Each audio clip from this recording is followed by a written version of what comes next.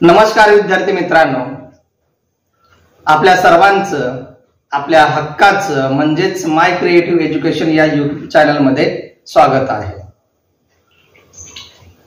तर विद्यार्थी मित्रांनो, आपण वेगवेगळ्या प्रकारची माहिती समजून घेतो। आपल्याला जी माहिती उपयुक्त असते अशी माहिती आपण समजून घेण्याचा प्रयत्न करतोय, बरोबर? मग त्यात इंग्रजी व्याकरण, मराठी व्याकरण, स्पर्धा परीक्षेवर आधारित काही माहिती असेल किंवा 5वी आणि 8वी शिष्यवृत्ती संदर्भात काही माहिती असेल, अशा वेगवेगळ्या प्रकारची माहिती आपण समजून घेतो।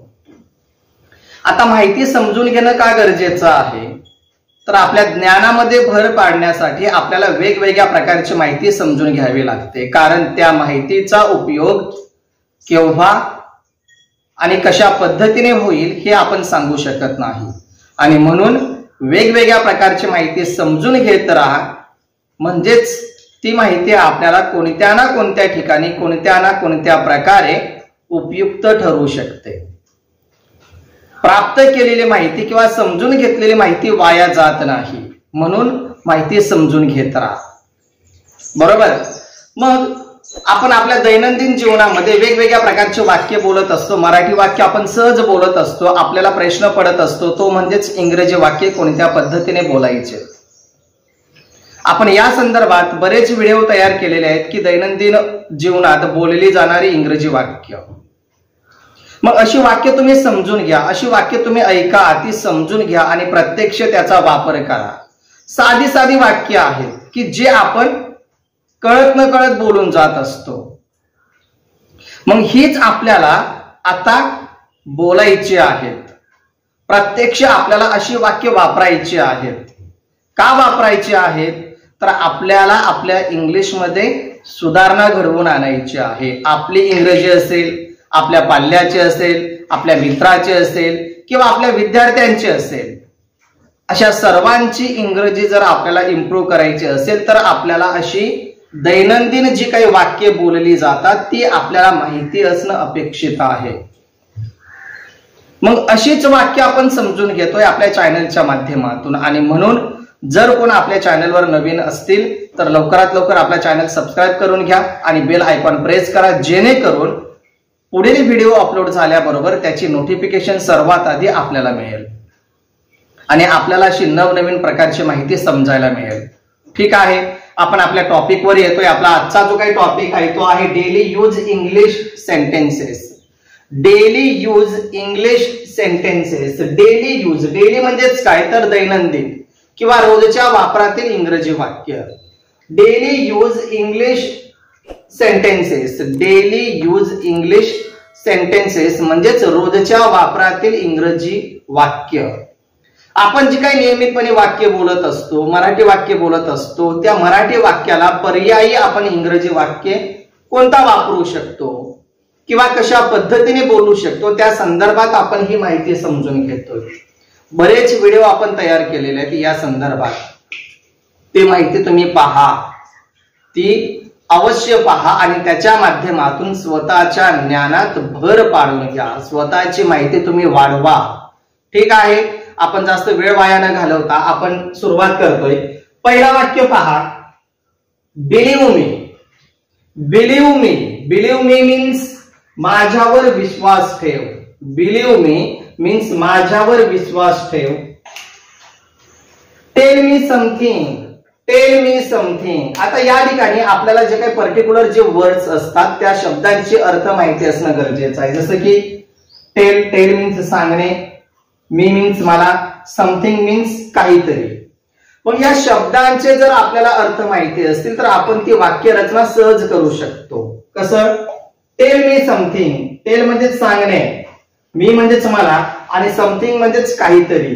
मला काहीतरी सांग, मला काहीतरी सांग। स्टॉप, स्टॉप म्हणजेच थांबा।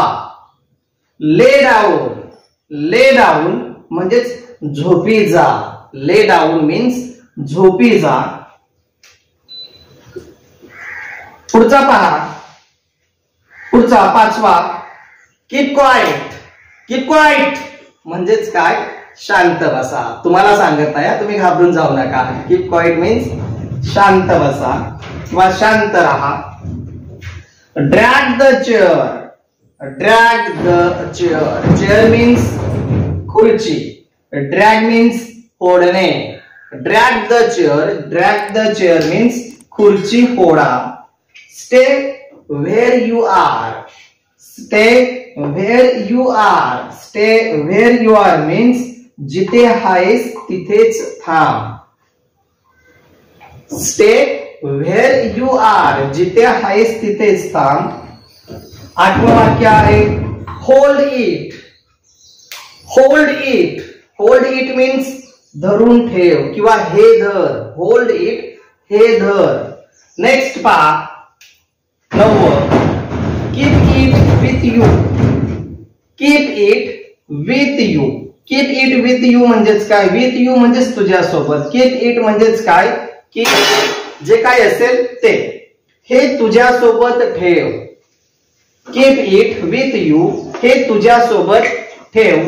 Next remember very well. Remember.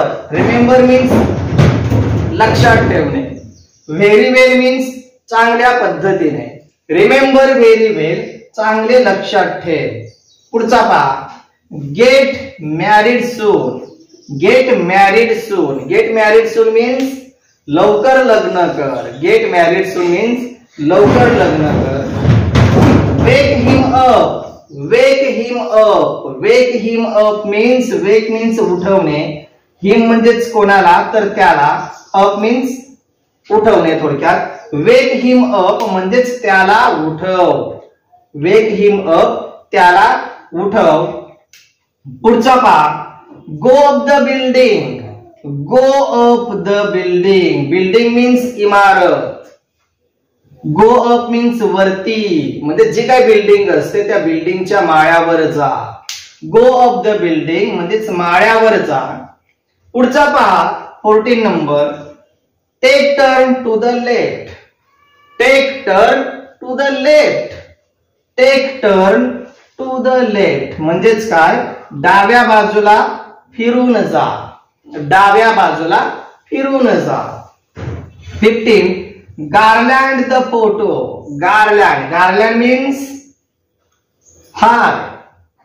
The photo कशाला हार घालायला सांगितलेला आहे, फोटोला हार घाला. बरोबर. गार्लँड म्हणजेच काय, हार. फोटोला हार घाल.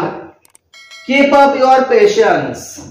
Keep up your patience. Keep up your patience means वाट बघ, घाई करू नका, पेशन्स बाळगा. पुढचं पहा mind your ways. Mind your ways. Mind your ways means तुझे राहणीमान बदल. माइंड युअर वेज म्हणजेच तुझी राहणीमान बदल. Keep it up. Keep it up. शाबास. आपण जेव्हा एखादं चांगलं काम करत असतो किंवा आपण पारितोषिक मिळवत असतो तेव्हा आपल्याला शाबासकी मिळत असते. अशा वेगवेगळ्या पद्धतीने शब्द प्रयोग केले जात असतात. Keep it up. Carry on की चालू ठेव, शाबास. Wait till I come. Wait till I come. मी येईपर्यंत थांब. Next try again. Try again. Try means प्रयत्न. अगेन मीन्स पुन्हा. ट्राय अगेन पुन्हा प्रयत्न कर. Okay. Take care. Take care. Take care means काळजी घे. टेक केअर मीन्स काळजी घे. Ride carefully. राईड मीन्स चालवणे. राईड मीन्स चालवणे. केअरफुली मीन्स काळजीपूर्वक. Ride carefully. राईड केअरफुली म्हणजेच काय, सांभाळून गाडी चालव. सांभाळून गाडी चालव. Ride carefully. 23 numbers carry all this. Carry all this. Carry all this means हे सगळं घेऊन जा. कॅरी ऑल धिस मीन्स हे सगळं घेऊन जा. नेक्स्ट प्रे फॉर मी. प्रे फॉर मी. प्रे फॉर मी. वेगवेगळ्या पद्धतीने आपण प्रार्थना करत असतो. अशी करत असतो, अशी करत असतो, अशी करत असतो. आणि वेगवेगळ्या प्रकारच्या प्रार्थना आपण करत असतो. या ठिकाणी काय म्हटलेलं आहे, प्रे फॉर मी म्हणजेच माझ्यासाठी प्रार्थना कर, माझ्यासाठी प्रार्थना कर. अँड लास्ट आहे do one thing for me, do one thing for me, माझ्यासाठी एक काम कर. Do one thing for me, माझ्यासाठी एक काम कर. आता मीही तुम्हाला तेच सांगणार आहे, do one thing for me, माझ्यासाठी एक काम करा. मी तेच सांगणार आहे. जर आपला व्हिडिओ आवडला असेल तर एक लाईक करा आणि अधिक विद्यार्थ्यांपर्यंत पोहोचवण्यासाठी व्हिडिओ शेअर करा. आणि अशाच नवनवीन प्रकारचे व्हिडिओ पाहण्यासाठी आपला चॅनल सबस्क्राईब करून बेल आयकॉन प्रेस करा, जेणेकरून अशा नवनवीन व्हिडिओची नोटिफिकेशन आपल्या सर्वांपर्यंत येऊ शकेल. ठीक आहे, आपण लवकरच भेटूया पुढील व्हिडिओच्या माध्यमाने. तोपर्यंत टेक केअर, बाय बाय.